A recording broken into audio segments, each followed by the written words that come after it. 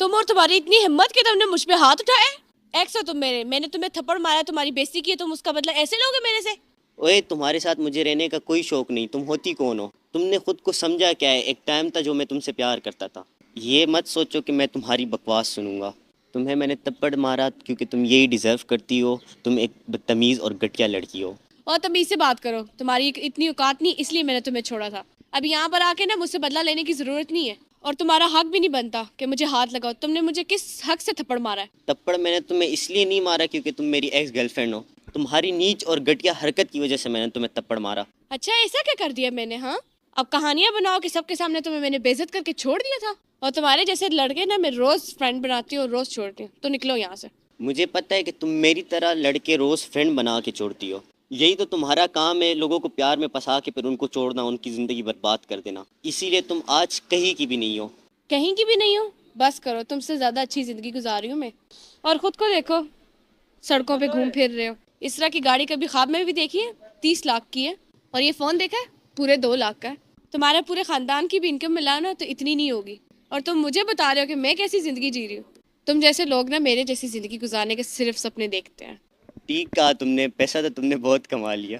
और बनाया भी कैसे होगा? कोई बॉयफ्रेंड बना के उससे ही लिया होगा सब कुछ। तुमने कभी ज़िंदगी में तमीज़ नहीं सीखी कि बड़ों से कैसे बात करते हो, छोटों से कैसे बात करते हैं। तब से तुम क्या बकवास कर रहे हो? कभी इस बात पे थप्पड़ मारा, कभी उस बात पे थप्पड़ मारा। और पहले तो तुम ये बताओ कि तुमने थप्पड़ मारा क्यों? पता है तुम्हें मैंने तप्पड़ क्यों मारा है? आज मेरा भाई जा रहा था हॉस्पिटल, उसने तुमसे रास्ते का पूछा और तुमने उसके साथ बदतमीज़ी की और उसे तप्पड़ भी मार दिया। तुम्हें पता है वो कितना बीमार था। हाँ, तो उसमें ऐसी कौन सी बात होगी कि मार दिया तो? तुम जैसे लोग अगर एक थप्पड़ खा लेंगे तो कोई बड़ी बात नहीं हो जाएगी।